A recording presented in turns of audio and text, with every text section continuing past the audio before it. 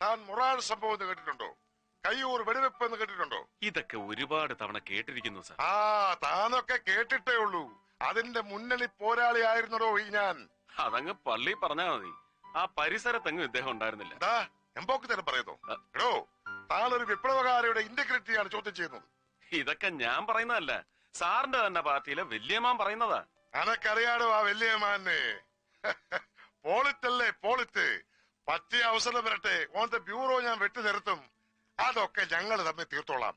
നമ്മളിപ്പോ എവിടെയാ പറഞ്ഞു നിർത്തിയത്? അല്ല, നമ്മളൊന്നും പറയുന്നില്ല, എല്ലാം സാറ് തന്നെയാണ് പറയുന്നത്. അതെ, ഞാൻ പറയുന്ന കാര്യം ഞാനല്ലാതെ പിന്നെ താൻ പറഞ്ഞാൽ ശരിയാകൂ. അത് കൊള്ളാം.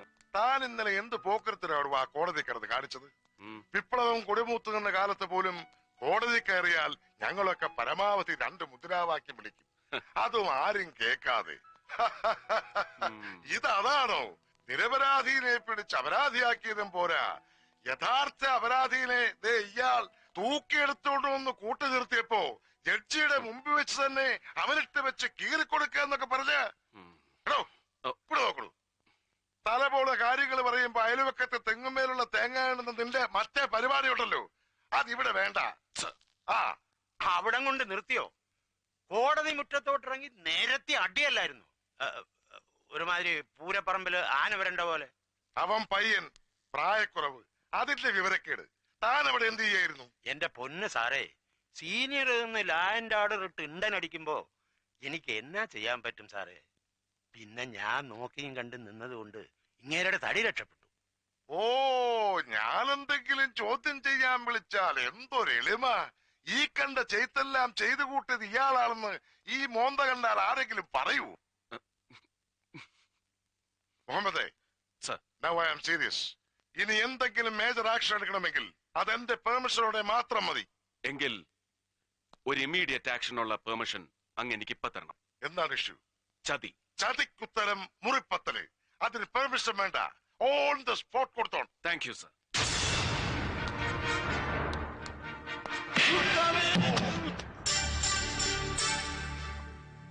ഇറങ്ങി പോടോ എന്റെ മുമ്പിൽ നിന്ന്. എടാ, തന്നോടല്ലേ പറഞ്ഞ ഇറങ്ങിപ്പോവാൻ?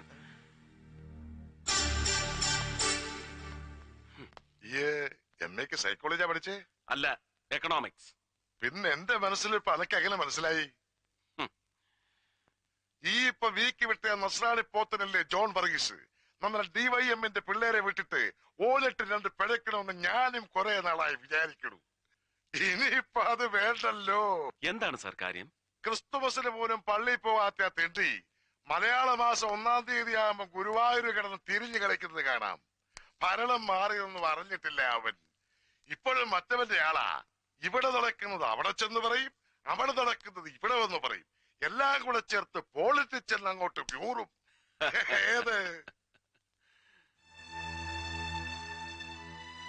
ഷെട്ടി ചാടിപ്പോയി, എനക്കറിയാം. ഓൻ ചതിച്ചതാ ജോൺ. സാരയിലിടൂ, ഷെട്ടിക്ക് താരത്തെ ചൂണ്ടയ്ക്ക് കൊടുത്തിനും ബലം പോരാ. എന്താ അടുത്ത സ്റ്റെപ്പ്? വെറും ഒരു റഹീം ഹാജി കൊലക്കേസിൽ ഒതുങ്ങുന്നതല്ല ഷെട്ടിയുടെ ഒരു ക്രിമിനൽ ഹിസ്റ്ററി. അവനെക്കുറിച്ച് കേട്ട അതിശയോക്തികളെല്ലാം ഒരുപാട് ആംപ്ലിഫൈഡ് ആണെന്ന് ആദ്യം എനിക്കും തോന്നിയിരുന്നു. No, too long, too high and very deep. ഇത്ര വലിയൊരു ആന്റി സോഷ്യൽ ആറ്റിറ്റ്യൂഡ് അവൻ മെയിൻറ്റെയിൻ ചെയ്യുന്നതിന്റെ മോട്ടിവേഷനാണ് പിടികിട്ടാത്തത്. സർ, വെറും ഒരു പൊളിറ്റിക്കൽ അപ്പോയിന്റ്മെന്റ് ആണ് എന്റെ ഈ സൂപ്രണ്ട് ഉദ്യോഗം എന്നറിയാൻ. അത് ഡിമാൻഡ് ചെയ്യാത്ത ഡെപ്തിലേക്ക് ഞാനൊന്ന് ഇറങ്ങിക്കോട്ടെ, അറ്റ്ലീസ്റ്റ് ഇൻ ഷട്ടീസ് കേസ്.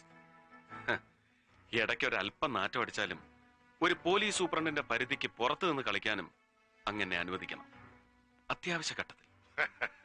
അതായത് നിന്നെ അഴിച്ചു വിടണം. പിന്നെ നീ ഒപ്പിച്ചു കൂട്ടുന്ന പുലിവാലുകൾക്കൊക്കെ ന്യായം പറഞ്ഞ് നാട്ടുകാരുടെ മുമ്പിൽ ഞാനൊരു തിരുമണ്ടനാവണം. നാടിന്റെ തന്മയ്ക്കല്ലേ ആവാം. സഖാക്കളൊക്കെ സഹായിച്ച് എനിക്കിപ്പോ അങ്ങനെ ഒരു ഇമേജ് ഉണ്ട്. കോമാളി ഇല്ല സർ, കോമാളി അല്ലാത്ത ഒരാളെ ഇവിടെയുള്ളൂ. That's U. അങ്ങ് മാത്രം. സലാം.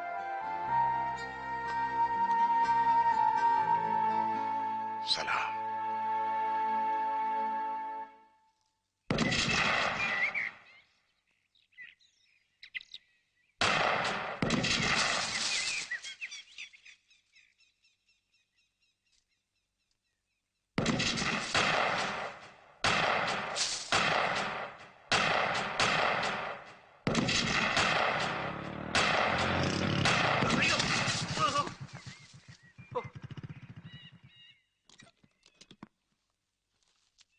സാറേ കാഞ്ചിന്ന് കൈയെടുക്കണേ.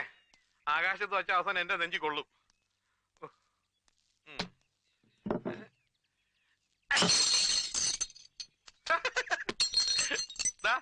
ഇത്രയേ ഉള്ളൂ കാര്യം. ഒരു കാലി കുപ്പി പോലും പൊട്ടിക്കാൻ അറിയാത്ത ഒരു പോലീസ് സൂപ്രണ്ടും പട്ടച്ചാരായം പൊട്ടിച്ച് നടക്കുന്ന ഒരു ഷാർപ്പ് ഷൂട്ടറും. അല്ല, ഇയാൾ ആരുവാ? ജസ്പാൽ റാണയുടെ മച്ചമ്പിയ. രണ്ടു കണ്ണും തുറന്നു പിടിച്ചാൽ തന്നെ ആടേതാ പൂട ഏതാണെന്ന് തിരിച്ചറിയാൻ മേലാത്ത ഇങ്ങേരാ ഇനി ഒറ്റ കണ്ണു വെച്ച് ഉന്നം പിടിക്കുന്നത്. ഈ ഷെട്ടി ചാടിപ്പോയ ചമ്മലിൽ ടെൻഷൻ അടിച്ചിരിക്കുന്ന നിങ്ങൾ ഇനി തോക്കല്ല ബീരം കൊണ്ട് വെടിവെച്ചാലും കുപ്പി പൊട്ടാൻ പോണില്ല. എന്റെ പണിക്കർ സാറേ, ഉണ്ട സർക്കാരിന്റെ ആണെങ്കിലും നമ്മുടേതാണെങ്കിലും വേസ്റ്റ് ചെയ്യരുത്. കോസ്റ്റ്ലിയാ. സാറ് ദൈവത്തെ ഓർത്ത് ഈ വെടി ഒന്ന് നിർത്ത്. താൻ നിർത്ത്. തന്നെ ഏൽപ്പിച്ച കാര്യം എന്തായി?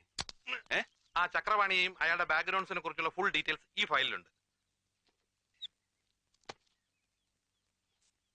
എന്താടോ ഇത്? ഒരു രക്ഷയില്ല സാർ. ഒരുമാതിരി അഡ്രസ് ഉള്ള സകല നാടക കമ്പനികളിലും കയറി അന്വേഷിച്ചു. ചക്രവാണി എന്ന പേരുള്ള ഒരു ഡയറക്ടറെയോ റൈറ്ററെയോ നടനെയോ അവർക്ക് മുമ്പ് പരിചയമില്ല. ഒരൊറ്റ പബ്ലിഷിംഗ് കമ്പനി പോലും ഇയാളുടെ ഒരു വർക്കും മുമ്പ് പബ്ലിഷ് ചെയ്തിട്ടില്ല.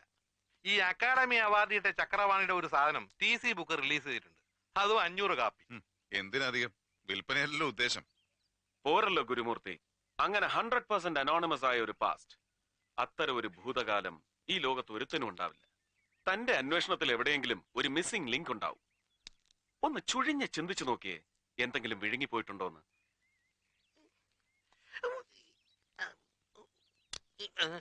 എടോ, വിഴുങ്ങിയത് പുറത്തെടുക്കാൻ താൻ ഇനി അപ്പിയുടെ ഓക്കാനിക്കൊന്നും വേണ്ട. ഒന്ന് ആലോചിച്ച് നോക്കാനേ പറഞ്ഞോളൂ. കായംകുളത്ത് ഒരു ട്രൂപ്പിലെ കിളവൻ മാനേജർ പറഞ്ഞു, അന്നത്തെ അവരുടെ സൂപ്പർ സ്റ്റാർ ആയിരുന്ന മഞ്ചേരി മാധവിന്റെ ഒരു നടിയുണ്ട്. അവളെ ചക്രവാണി എന്നൊരു കത്തം വലിക്കാരെ അടിച്ചോണ്ട് പോയി. ആ ചക്രവാണി തന്നെയാണ് ഈ അവാർഡുകാരൻ ചക്രവാണി എന്നാ കിളവൻ പറയുന്നത്. അസൂയ. അസൂയാണെന്ന് എന്താ ഇത്ര ഉറപ്പ്? ഞാൻ അന്വേഷിച്ചു.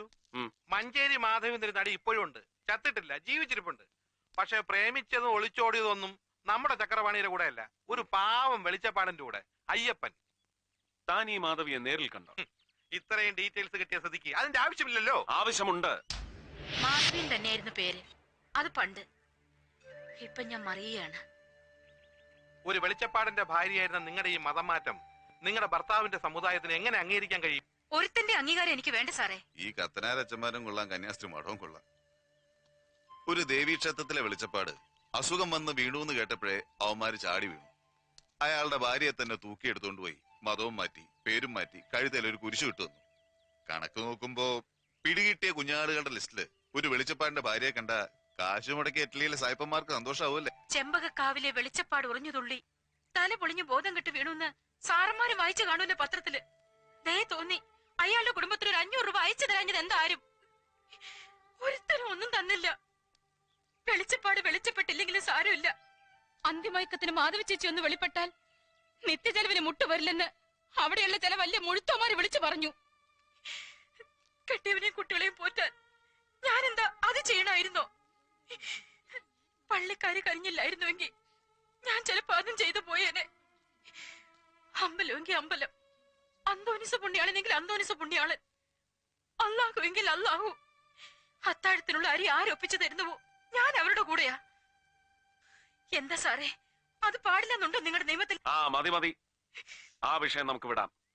ഞങ്ങൾക്കറിയേണ്ടത് അവനെ കുറിച്ച് മാത്രമാണ്. നിങ്ങളുടെ ആദ്യ ഭർത്താവില്ലേ ചക്രപാണി, അവനെ തന്നെ.